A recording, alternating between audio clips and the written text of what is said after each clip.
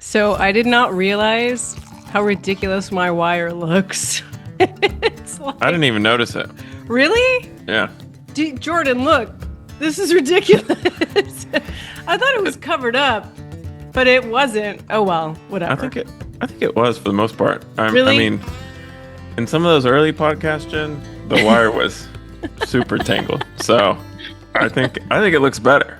Jordan, I didn't realize how much had come through in the last week, like I know. deals and earnings. Like when I actually took stock, I was like, oh, damn, that was a very busy week. And you held on a lot of it last week because I was at Beverage Forum, which had some cool stuff. And we've got that coming out. But I'm just going to read this super quick recap and then we can riff. So, deals and earnings was the theme for the last week. Literally, it's Wednesday, and since the prior Wednesday, Southeastern AB House giant Southern Crown Partners made a small wine and spirits acquisition. Case South Carolina-based Milestone Beverage, few million in annual sales. So it's a small play, but it's a platform for them to grow. And they told us that they've already been getting calls from suppliers. So that's something to watch. And it's sort of a localized deal in an era of mega deals. And then at the same time, we learned that the Raisonback family's Golden Eagle Distributing of Illinois at around 3 million cases purchased Ranella Company territory around 750,000 cases effective last week. And then for earnings, we had Molson Coors Boston, Diageo Beer Co. just today, and AB just within the last week, and it's looking pretty good. AB depletions were up just barely. Call was bullish, especially Beyond Beer. Cutwater doing crazy. Diageo Beer Co. up 9.1, while the rest of Diageo's North America business faced headwinds. Molson Coors kind of has its work cut out for it. Q1 depletions down 3.5%, but working on their value portfolio in Miller Lite. Boston Beer hasn't fully participated in the Yeah. improved category trends yet, says Jim Cook. Depletions down 4%, but give them some time for Sun Cruiser and things could look much better.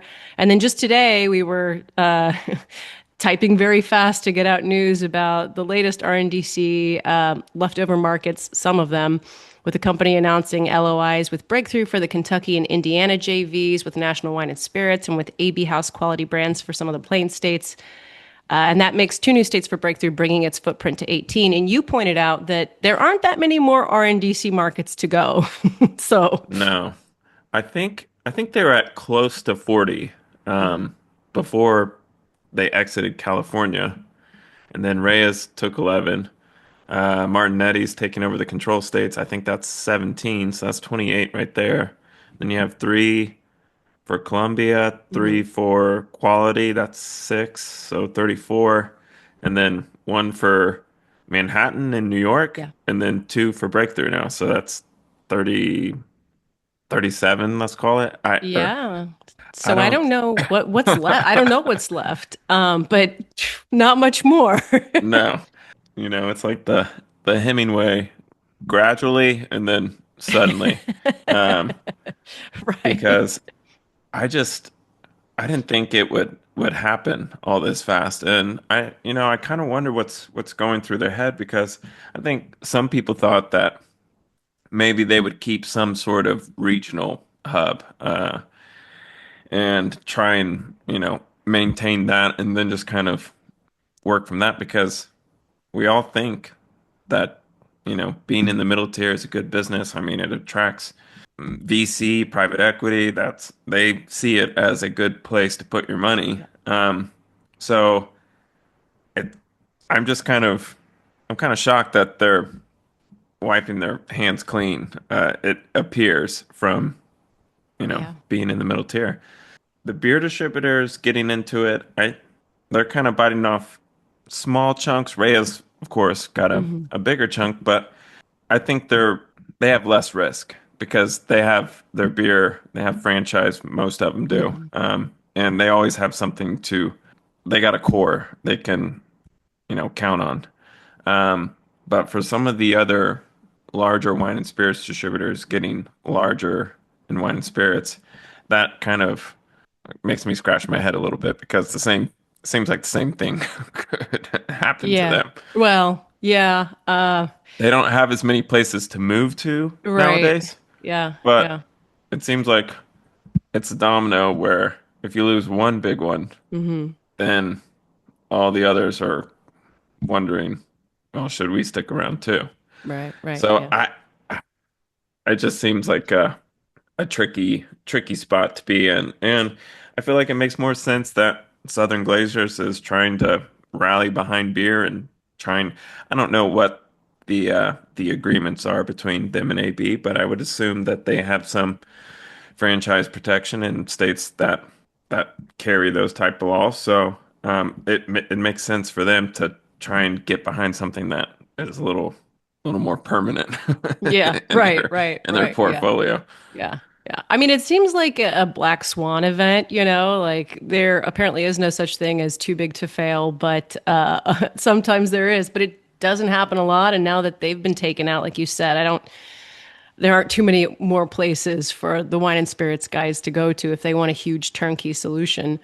My question is, what's going to differentiate a wine versus a beer wholesaler in 10 years, right? I mean, Reyes is basically the next Southern, and Southern is getting into beer. It's super interesting. And then, who knows what's going to happen with Pepsi refranchising, if that happens, sort of thing, too. So that's the other part of the equation. But yeah, I mean, super interesting. I mean, I was shocked, kind of talking to the point of consolidation and blurring lines, that on the AB call, they did great. Obviously, that was on the back of Mick Ultra and Busch Light, but also Beyond Beer. But they really didn't talk about in the Q&A section at all. Nobody had a question really, and Michelle never really talked about Busch Light or Mick Ultra much, which is super interesting. He only really talked about Beyond Beer.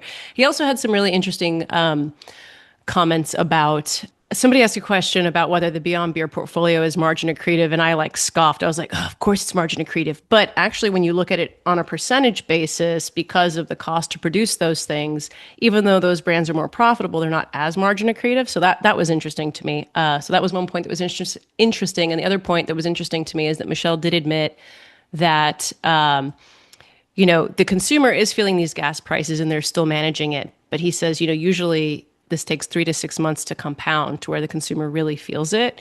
And so we'll see if this pretty darn good year in beer that we're having, how that looks closer to the end of the year.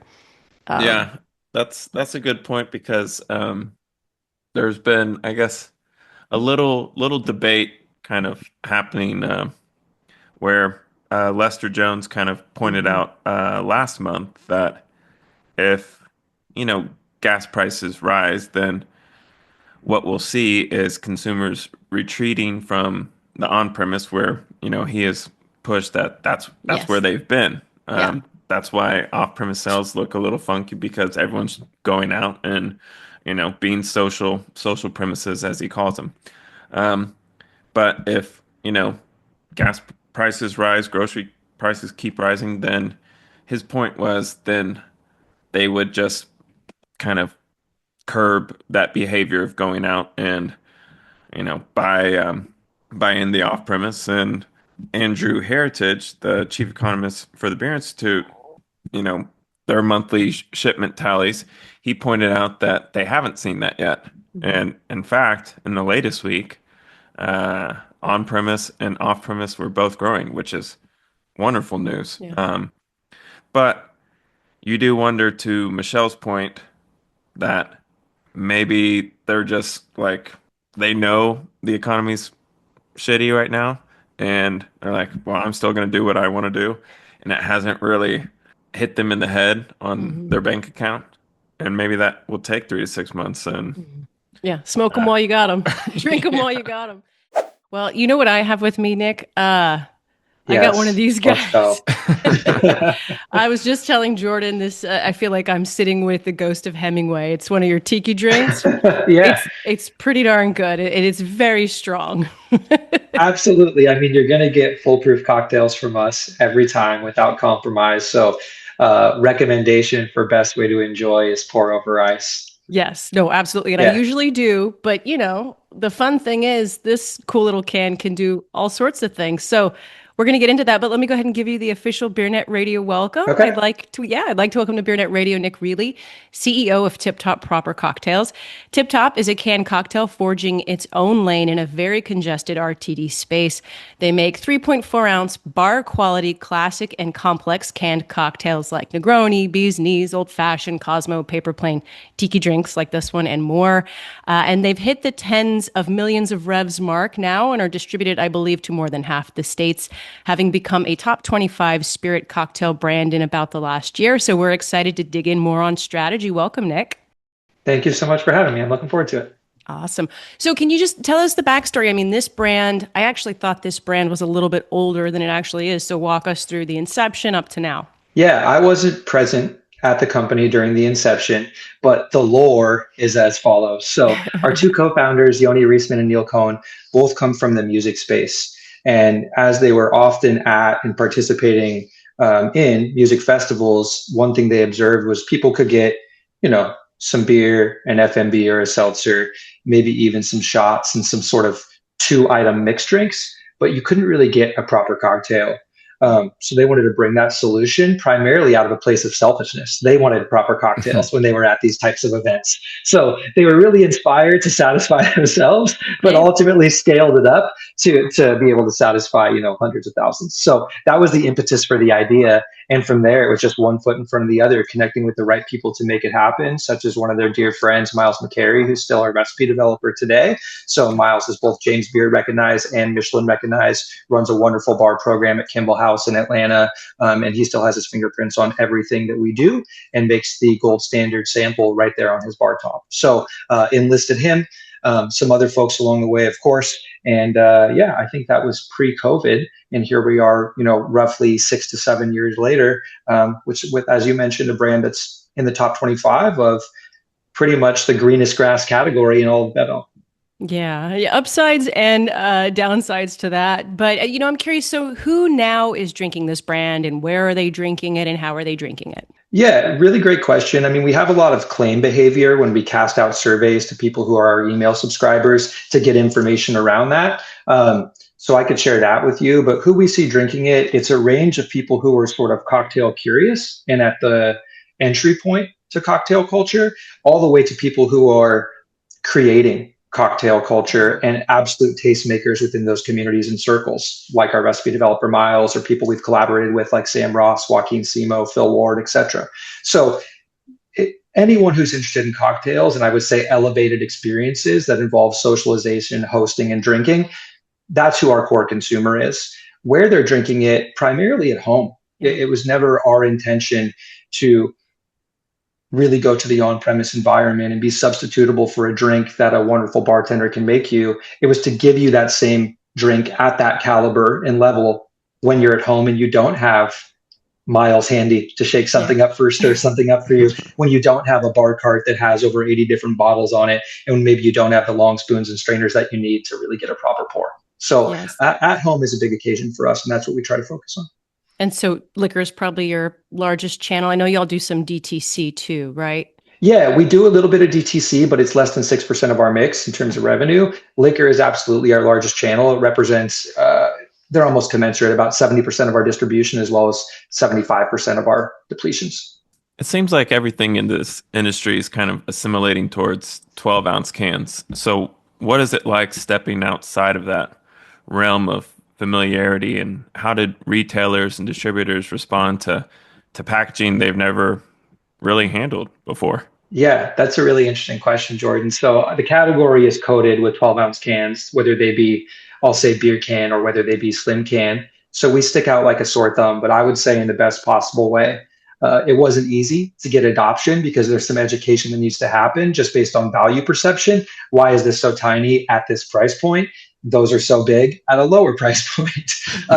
But we brought people along that journey with us. And the reason for the can size is really an homage and an honor of how those cocktails are composed in vintage cocktail books. A Mai Tai is not a 12-ounce drink.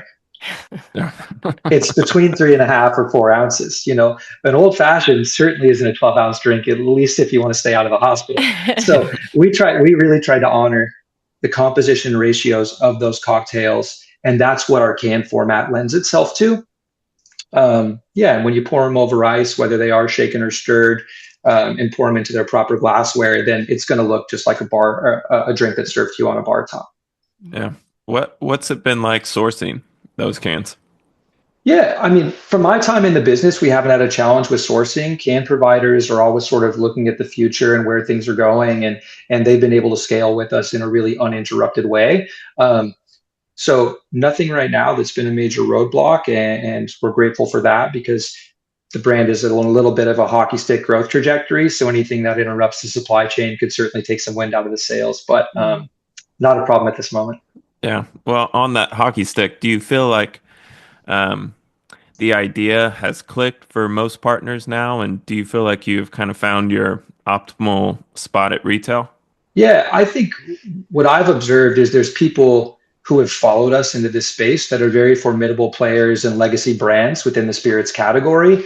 So they're taking notice of what we've been able to accomplish, what we've been able to achieve, and choosing to jump in the same box with us, which we welcome. We think it's big enough for everybody to play. So to me, it does tell me that it has clicked a little bit. Previously, I think there would be resistance to participation if there was still a lot of unknowns. But the signal of participation tells me now those unknowns have been solved. Cool. How are people finding it? I mean, what's your largest sort of ROI marketing? Yeah, for us, we don't do an abundance of paid omni-channel marketing like a lot of traditional brands would in consumer packaged goods world. We really rely on earned media, which means the onus is on us to generate talkability, to do things that are disruptive and distinctive and that stand out. Whether that's through our collaborations, whether that's through our partnerships, or whether it's through just how good the juice is that goes into the cocktail in the can. So earned media has been our largest platform, I think, for awareness and for seek and explore to this point. That is our primary, secondary, tertiary marketing vehicle. We do some other things in terms of socials, but really it's mostly it's owned and unpaid. Like I mentioned, it's not scaled. Yeah, cool. Speaking of sort of digital and social, I went down the rabbit hole of the Reddit threads on Tip Top because Yeah, they're a lot of fun. It's like one of them said something like, is this going to get me drunk like a Cutwater? And somebody in the answer section said, like, are you asking if a 22% cocktail is going to get you drunk? Like, but to the point, like, people don't necessarily understand what that means, right? So, yeah. I'm curious. You mentioned earlier you guys have some data on who your demographic is. Can you get a little more granular on that, like who's actually buying this? And also, I would assume this is growing a ton, right? Can you share any metrics on that?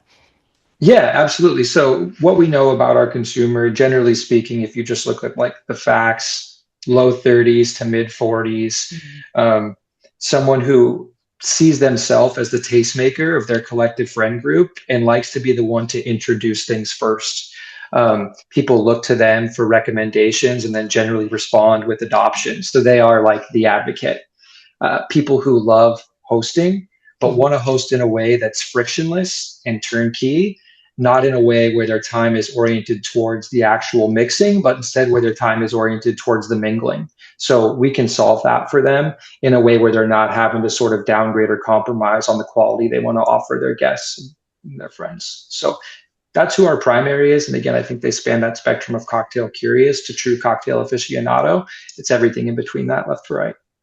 Very cool. And then in terms of benchmarking the growth, I don't think you Mhm. shared earlier. Are you guys growing? I mean, you definitely are in your own Yeah. lane, getting a lot of attention. But of course, it's tough out there, right? There's so much competition. There is, yeah. And again, as more people are jumping into the sandbox, maybe that does sort of put some barriers in place for us that we have to overcome. But like I said, we welcome it. We think the more attention that's brought to this particular format, which is high proof, small can, the more credence it brings to the space and the more familiarity and acceptance consumers will have with it. So, in terms of growth, that hasn't slowed us down much. It depends on which measurement of performance you want to evaluate. But let's say, like, velocity. I mean, we're a top 10 velocity brand in the ready to drink category in Nielsen. And that category is comprised of over 520 brand families. So for us to be top 10 puts us in pretty rare air. We're also growing in terms of just Simple depletions were up over 60% versus last year. A lot of that not just driven by distribution, but of an increase in actual VPO and rate of sale too. So getting into more stores, scaling our physical availability while we're getting bought more routinely and regularly as well. So really, it's like a stack effect where all these positive elements are stacking on top of each other to unlock growth at a really elite level. Very cool. And then I don't know if you can share anything about revs, where you guys are at that point. And also, I mean, are you in Yeah. scale mode right now, or kind of what mode are you guys in at the moment? Yeah, well, in terms of revs, you mentioned at the beginning of the call, Jen, we crested 10 million last year, which was a nice milestone for us. This year, we're on pace to not quite 2x that, but near it. So our latest estimate is really strong.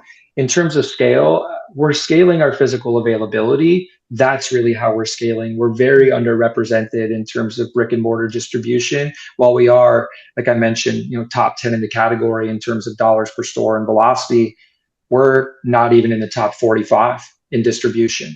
So we're punching well above our weight when it comes to the retail dollars we're generating as Nielsen picks it up.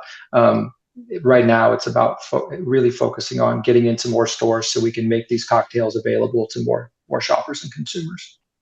And then are you mostly with wine and spirits wholesalers, or do you guys have any beer wholesalers? Because I know that they're super hungry for things like this Yeah, right now.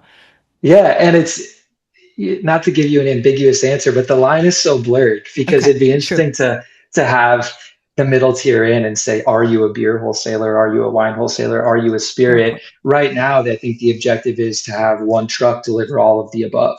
So how can you be a single solution for retailers and maximize your share in the market by offering something in every category versus being masters of a single category? Um, so but I understand the spirit of your question. So to Yeah. go back to it, we're with about, I'd say 60-40, 60% legacy spirits and wine wholesalers, where that makes up 85 to 90+% of their book. And then we're also with some wholesalers that are traditional beer distributors, but that have really built their portfolio for the future by embracing and bringing on more spirits and NA brands. So it's about a 60-40 split at the moment. Does that difference in makeup show up in how they treat your brand? Like, I'm curious. You have 4 packs and larger offerings, and those can sit on shelf. But I'm sure there's a lot of people that see a small can and say this needs to go by the counter. Mhm. So, how do you direct people on where to put the brand? Do you want it showing up in both spots, and what works best for the brand?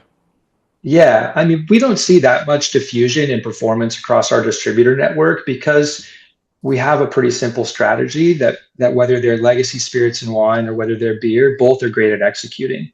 And you want to have a trial size that's readily available for impulse purchase somewhere near checkout. And then you want to have a trade up size in a home location adjacent to brands that offer the same virtues or occasions, or those same moments that consumers are looking for. So that's the strategy. And we see pretty equal execution across it.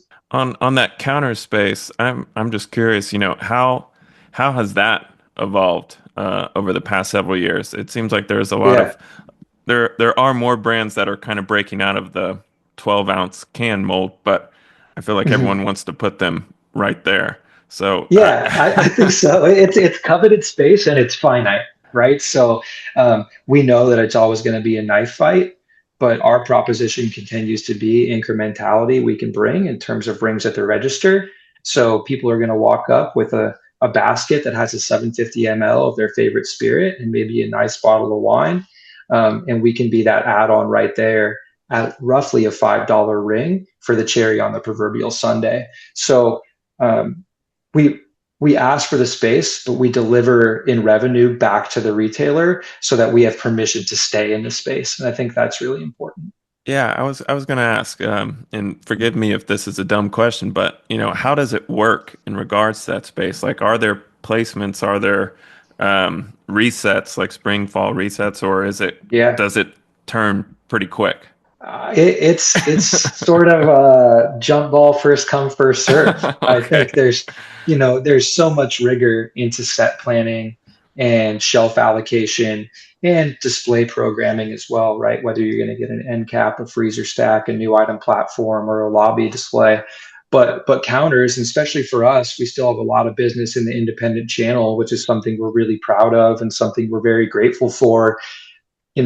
As soon as we leave the store and we have a great conversation with the proprietor, somebody else is going to come in seeking the same space that we just sort of asked about. So it can be, I would say, it's not easy come, easy go. It's hard to come and easy go. So we make sure that we're consistently out there doing the best we can to merchandise, to protect, and ultimately, again, not to be redundant, but to drive that value back to the retailer, occupying precious space and then not putting dollars in their till. Isn't a benefit to anybody. So we certainly try to overpromise or underpromise and overdeliver. I'm curious. I am, so forgive me if any of my questions have been redundant because I am drinking this, That's okay. That's okay. Pile 25% Jungle Bird. But how many, I mean, obviously the ideal way to enjoy it is over ice, right? Like a proper cocktail, which you guys do a fantastic job doing. How many people are shooting these, right? What are some of the ancillary behaviors that could be growth mechanisms, right? Yeah, it's a good question. I don't know how to quantify it, but certainly if we scrub socials and we look for content that people are posting unprompted, you see people shooting it out of the can. And there's always a moment of celebration, like, oh, they're enjoying our drink. And then a moment of, oh, but they shouldn't do that. So we have to walk a fine line. But yeah, ultimately what we want is just to give people a great drinking experience. And it's a little bit choose your own adventure for them. So if they like it out of the can, bless them, but ultimately to really have that perfect pour and that elevated cocktail, we would suggest, depending on the drink, some should be right poured over ice, some should be shaken with ice and strained, some end up in a Nick and Nora, some end up in a martini glass, but we try and do the best we can to communicate and convey that on the small real estate we have on the can panels and on the secondary packaging too. Nice. So, what are your lead flavors? I mean, I know you do rotate through some, and like you said, your bartenders are constantly formulating. But what are your top sellers?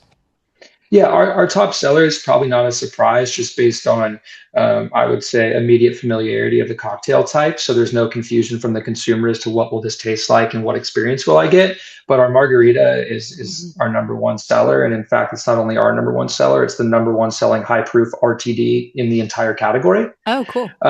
Yeah, in terms of dollars. So that's number one. It's also been very well regarded by wine enthusiasts with an excellent score. It's won a lot of medals at San Francisco Spirits Awards and LA Spirits Awards and things like that. That's our top tier.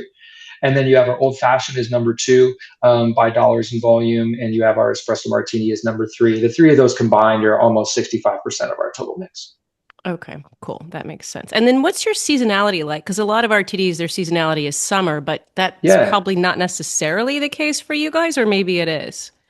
No, I think when you say it's not necessarily the case, Jen, that's right. I mean, so many RTDs are seasonal because of the properties they offer to a consumer, which are refreshment and sessionability. Mm-hmm. Those are not the properties of a full-proof small format cocktail. What are you talking about? Yeah.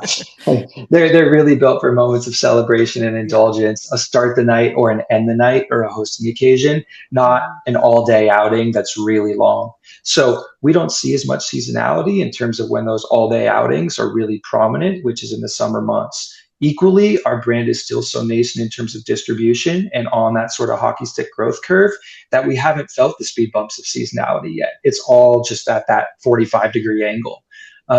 So we don't have a lot. Now I'll speak a little bit out of both sides of my mouth. OND is really big for us and generally big for the spirits category because all of those holidays and moments built around gathering, connectivity, and things along those lines. So we do see our biggest months tending to be in Q4, but it's not a material drop across the remaining 9 months of the calendar year and when the page turns. Kind of going back to Jen's question with how consumers are interacting the brand, and you were talking about, before the night, after the night occasions. The Wall Street Journal, they had a front page column a week or two ago on how adults are pre-gaming with rising prices everywhere, and it mentioned, how small format packaging has kind of become a hack in this environment, and so I'm wondering if y'all have noticed consumers gravitating more towards your brand in light of this macro environment. Yeah, it's not something we could extrapolate, I think, Jordan, because of that growth trajectory we're on. So I don't know how much of that is driven by um, consumer migration based on sort of share of wallet they want to dedicate when they go out. I'm not exactly sure about that, but I will say in terms of trends related to like moderation and trade up to premium, meaning if I'm going to participate in a drinking occasion, I want to drink better. We definitely see some gravitation because of those two factors. Less liquid, slightly higher price point, but still very affordable at on average sub $5 a can across the country. So I think those things are working in our favor and giving people more of what they're looking for. So I'm curious. I mean, again, you guys are in a lane of your own. It kind of sounds like you alluded to maybe some people jumping in with your proposition. Have there been any copycats that have followed on your tail? Yeah, I mean, I would be cautious to say copycats for me, just because we weren't the first in 100 milliliter can format. There were some other brands that came before us. I think we were the first to offer the diversity that's out there, going from clear spirit based drinks to agave based drinks to bourbon, and rum based drinks. Um, but there's been some others that have jumped in, and again, we welcome it. I think it brings a lot of credence to what we're doing. So yeah, we're seeing a few more today than we saw 12 months ago. But that's part of that nasty four-letter word, innovation. Yeah. It's bound to happen. So are you guys building out a category then? Is that how you feel? Or Yeah, okay. Yeah. yeah. I do feel we're building out a category because if you cut RTD to high proof only, and by Nielsen's definition, that's anything 21% and above, we're almost 50 share of Okay. high proof. The next closest competitor is less than half that. So we are certainly the leader in carving out the lane for other people to come and I think follow. Very cool. And then innovation. What can you share about what you guys Yeah, have in the hopper, right? Is it always going to be new offering like new cocktail types, or are you ever thinking of going kind of beyond that? it's a really good question. I think our founders could speak to that and Miles could speak to that. I'll do my best. But we want to have an authentic framework around our brand proposition so consumers can expect what to get from us. We don't want to be too diverse or too diffusive in offering large format, medium format, small format, Right. some carbonated, some Yeah. non-carbonated, with non-alc being attractive right now. You see a lot of people participating in that too. We don't, so is non-alc an option? Our intention is to bring classic cocktails to a turnkey can format to give people a great drinking experience if they're not at a bar and if they're elsewhere. That's what we want to do. And so we're using that as the box that we're sort of playing in without that box feeling like a prison. Equally, we want to make sure we continue giving Miles a paintbrush and a canvas because to limit his creativity when he is so fantastic at what he does would feel pretty short-sighted. And the phrase is innovate or die. So we know that we can't stand still, and we are going to have to continue to innovate. But it's doing it in a way that is really tip top versus in a way maybe every other brand would do it, just because they have to sort of fill a hole in the boat from revenue loss, Y over Y, or because their founding group briefed them to. Well, I'd be remiss if I didn't ask. I mean, you come from Paps, right?